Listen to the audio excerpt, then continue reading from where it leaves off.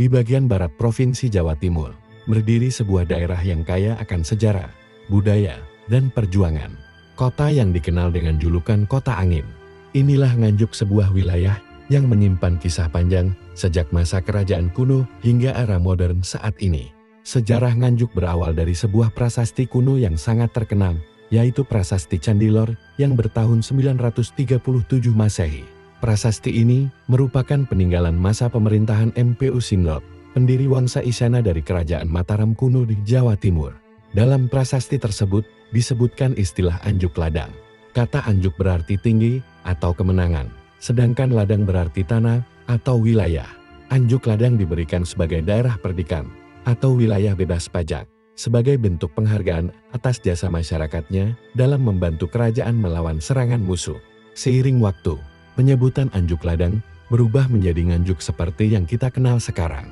Setelah masa Mataram kuno, wilayah Nganjuk terus berkembang dan menjadi bagian dari beberapa kerajaan besar di Jawa Timur, termasuk Kerajaan Kediri dan kemudian Kerajaan Majapahit.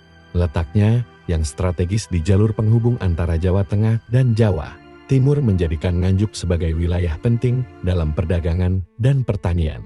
Tanahnya yang subur serta sistem irigasi yang baik membuat daerah ini berkembang sebagai lumbung pangan sejak zaman dahulu. Jejak sejarah tersebut masih dapat ditemukan melalui situs-situs purbakala dan tradisi masyarakat yang diwariskan secara turun-temurun.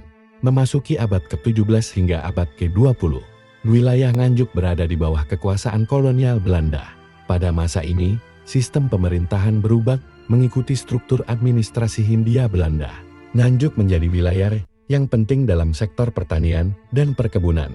Komoditas seperti tebu dan padi menjadi andalan ekonomi daerah. Pembangunan jalur kereta api oleh pemerintah kolonial semakin memperkuat posisi Nganjuk sebagai jalur transportasi penting di Jawa Timur. Namun, di balik perkembangan tersebut, rakyat harus menghadapi tekanan sistem tanam paksa dan berbagai kebijakan kolonial yang memberatkan.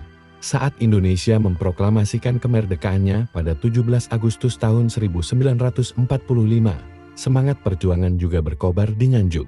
Rakyat turut mempertahankan kemerdekaan dari ancaman penjajah yang ingin kembali berkuasa.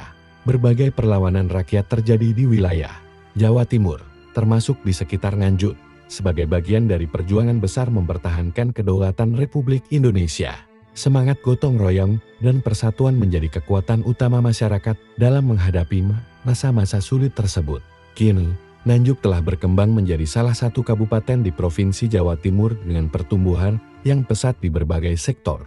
Kabupaten ini resmi berdiri sebagai daerah administratif dan terus berkembang dalam bidang pendidikan, pertanian, perdagangan, dan infrastruktur. Julukan Kota Angin melekat karena hembusan angin yang cukup kencang di wilayah ini, terutama pada musim tertentu.